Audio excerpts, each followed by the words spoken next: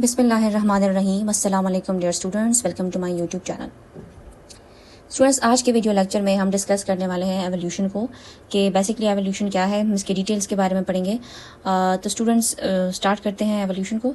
Students, जो living word है उसके बारे में हम जो कॉमनली जो चीज़ ऑब्जर्व कर चुके हैं या हम अभी भी कर रहे हैं, या जो हमारी कॉमन अंडरस्टैंडिंग है लिविंग वर्ड के बारे में, वो ये है कि एक तो इसमें बहुत ज़्यादा डाइवर्सिटी पाई जा रही है, यानी कि हमारी लिविंग वर्ड में बहुत ज़्यादा डाइवर्सिटी है एनिमल्स की, प्लांट्स की और माइक्रो ऑर्गेनिज्म के दरमियान।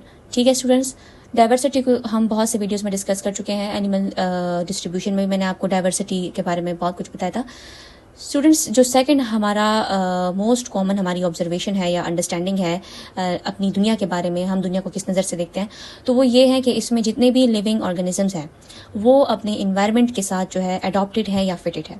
ये बात आप सबके लिए जानना ज़रूरी है कि कोई भी इन्वायरमेंट इतना आइडियल नहीं होता कि उसमें किसी ऑर्गेनिज्म को, किसी एनिमल को, किसी जानदार को किसी भी किस्म के मसाइल जो है वो फेस ना करना पड़े। वक्त गुजरने के साथ साथ शॉर्टेज ऑफ फूड का मसला हो जाता है, कॉम्पिटिशन का मसला हो जाता है, स्पेस का मसला हो जाता है। ऐसे बहुत से मसाइल होते हैं जो किसी भी माहौल में कोई भी जानदार उसको फेस कर सकता है।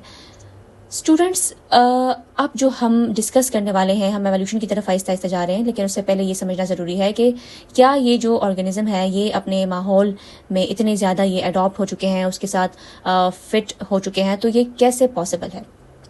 तो ये दो तरीकों से पॉसिबल है।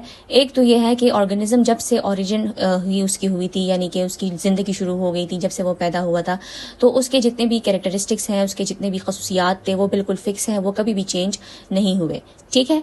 और दूसरी बात ये कि या तो ऐसा हुआ है कि जब उनके माहौल में जो है चेंजेस आ रही थी, तो उन चेंजेस के मुताबिक उन्होंने भी खुद को चेंज किया ताकि वो माहौल के साथ ठीक तरीके से सर्वाइव कर सकें, यानी कि उनमें भी डाइवर्सिटी आ गई slowly and gradually.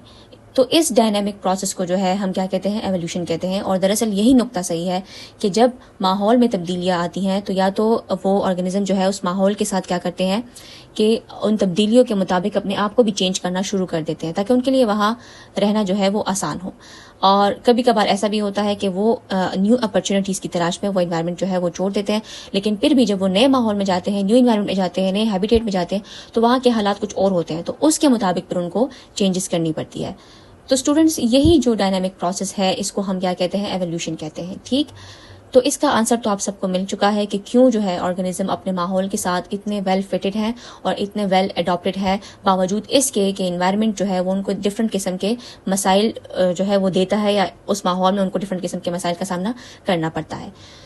Student, evolution का जो लफ्ज़ है वो डिराइव ही हुआ है लैटिन वर्ड से, जिसका मतलब ये है कि अनरोलिंग या अनफोल्डिंग, यानी कि चेंज होना।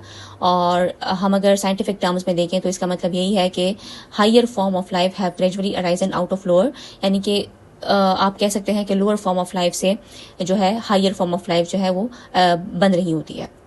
ये कॉन्सेप्ट हमें सबसे पहले एवोल्यूशन का चार्ल्स बॉनेट ने दिया था, लेकिन अकॉर्डिंग टू डिफरेंट साइंटिस्ट हम डिफरेंट जगहों पर यह बात भी है कि इसका जो कॉन्सेप्ट है वो हमें सबसे पहले हर्बर्ट स्पेंसर ने दिया था एवोल्यूशन का। ठीक है स्टूडेंट्स, एवोल्यूशन का प्रोसेस या एवोल्यूशन बेसिकली है क्या। तो डिफरेंट किस्म के पॉपुलेशन में नस्ल दर नस्ल, यानी कि मुख्तलिफ जनरेशन्स में या सक्सेसिव जनरेशन में जो चेंजेस आती है, यहाँ तक कि वो चेंजेस इतनी आ जाए, वो जेनेटिक चेंजेस इतनी आ जाए, उनके ट्रेड्स इतने चेंज हो जाए, उनके कैरेक्टर्स इतने चेंज हो जाए, उसमें वो चेंजेस इतनी एक्यूमुलेट हो जाए कि आप कहें कि एक नई डाइवर्सिटी सामने आ जाती है या नई स्पीशी सामने आ जाती है।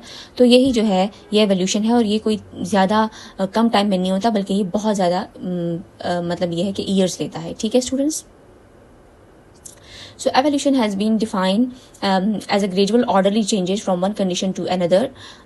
The principle of evolution implies the development of an entity in the course of time through gradual sequence of changes from a single to more for a simple to more complex state.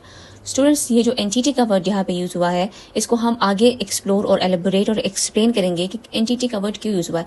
अब इसका मतलब ये है कि ये किसी organic चीज़ में भी है एवोल्यूशन का process, it can takes place right, और किसी इनऑर्गेनिक चीज़ में भी। तो दोनों एलिमेंट्स में, दोनों चीज़ों में ये प्रोसेस हो सकता है, सिर्फ जानदार अशिया के साथ ये रिलेटेड नहीं है। तो इसीलिए इसको जो है एंटिटी का वर्ड यहाँ पे यूज़ हुआ है। In other words, it maintained the different kind of organism that we see today have evolved from common ancestor over million of years. जैसे कि मैंने एक्सप्लेन किया आपको कि ये प्रोसेस मिलियन ऑफ ईयर्स लेता है और क्या होता है कि कॉमन एंसेस्टर से डिफरेंट किस्म के जो ऑर्गेनिजम्स होते हैं वो इवॉल्व होते हैं। यहाँ पे स्टूडेंट्स आप देख सकते हैं कि हम डिस्कस कर रहे हैं एवोल्यूशन में। Charles Darwin 1859 has defined evolution as descent with modification. Students, मैंने आपको एवोल्यूशन के 2 कॉमन ऑब्जर्वेशन बताई, जो हमारी कॉमन ऑब्जर्वेशन एवोल्यूशन के बारे में, उसकी मीनिंग्स हमने डिस्कस की।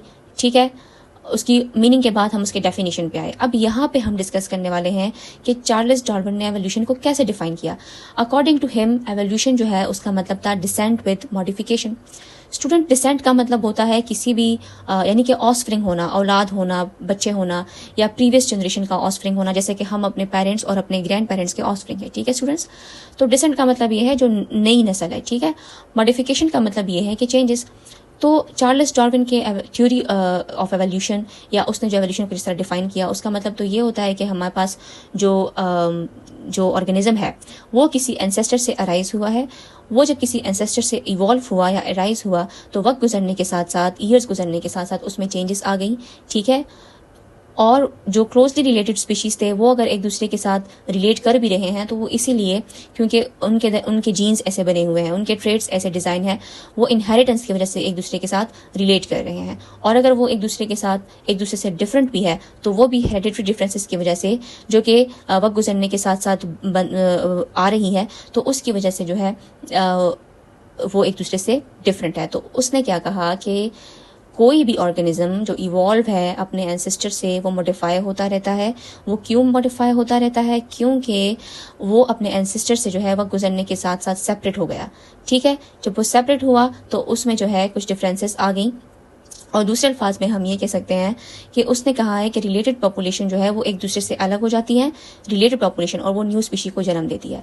आसान अल्फाज में अगर हम कहें तो जो सिंपल कॉन्सेप्ट है वो इसका ये है कि चार्ल्स डार्विन की जो थ्योरी ऑफ एवोल्यूशन थी वो स्टूडेंट्स बुनियादी तौर पर ओरिजिन ऑफ स्पीशी थी। ठीक है, ओरिजिन ऑफ स्पीशी के बारे में थी, नेचुरल सिलेक्शन के बारे में थी। और इसकी बेहतरीन एग्जांपल आप जैसे कि एडैप्टिव रेडिएशन की वीडियो में भी मैंने डिस्कस किया था कि वो फिंचेस वगैरह है। ठीक है, वो भी इसकी बेस्ट एग्जांपल है कि वो क्या थे कि वो एक इन्वायरमेंट में रह रहे थे जहाँ उनको मसाइल का सामना करना पड़ा, तो उन्होंने अपने एंसेस्टर को छोड़ के, उस माहौल को छोड़ के उन्होंने क्या किया कि हवाओं के जरिए से बहुत दूर उन्होंने सफर किया, दूसरे आइलैंड वगैरह पे चले गए।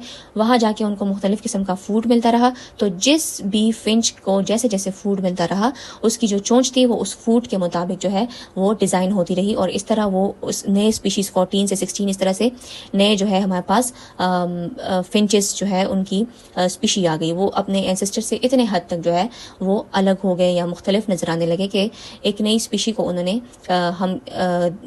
मतलब ये है कि जन्म दिया या give rise to a new species. तो ये बेसिकली क्या था कि ये चार्ल्स डार्विन का एवोल्यूशन का कॉन्सेप्ट था। ठीक है, जिसको हम डिसेंट विद मॉडिफिकेशन भी कहते हैं कि अगर ऑर्गेनिज्म जो है वो डिफरेंट है अपने एंसेस्टर से तो वो सेपरेशन की वजह से अपने एंसेस्टर से सेपरेशन की वजह से डिफरेंट है, और इस सेपरेशन के दौरान उनमें जो है डिफरेंसेस जो है वो अक्यूमुलेट हुई और वो जो है अपने एंसेस्टर से बिल्कुल अलग थलग से नजर आने लगा। या जो है डाइवर्सिटी तो चलो आ जाती है लेकिन चेंजेस की वजह से वो अपने एंसेस्टर से अलग होकर एक नई स्पीशी बना देते हैं। तो चार्ल्स डार्विन का जो कॉन्सेप्ट था वो नेचुरल सिलेक्शन का था। ठीक है, कि नेचर भी उन्हीं को सेलेक्ट करता है जो एनवायरनमेंट के साथ फिट हो जाते हैं या खुद को वेल फिटेड या अडॉप्ट कर लेते हैं एनवायरनमेंट के साथ। ठीक है, वो नेचुरल सिलेक्शन का था, वो ओरिजिन ऑफ न्यू स्पीशी का था, और उसकी जो एग्जांपल है वो फिंचेस हैं, रोवेनियन फिंचेस, जो हम डिस्कस भी कर चुके हैं। ठीक है students, so it was all about evolution, not all about. हमारी जो नेक्स्ट वीडियो लेक्चर होगा उसमें हम क्या करेंगे कि हम इनऑर्गेनिक केमिकल या मॉलिक्यूलर एवोल्यूशन को और ऑर्गेनिक या बायोलॉजिकल एवोल्यूशन को जो है वो हम डिस्कस करेंगे। और स्टूडेंट्स, ये जो स्लाइड है इसमें आप देख सकते हैं कि Charles Darwin define evolution fundamentally as descent with modification. तो सिमिलैरिटी में आप देख सकते हैं कि जो क्लोजली रिलेटेड स्पीशीज हैं वो क्यों species resemble one another due to shared inheritance from common ancestor. उनके एंसेस्टर कॉमन थे। ठीक है, तो इसीलिए जो है वो क्लोजली रिलेटेड स्पीशीज है। और डिफरेंसेस क्यों है? They differ from one another because of hereditary differences that accumulated during separation of their ancestor.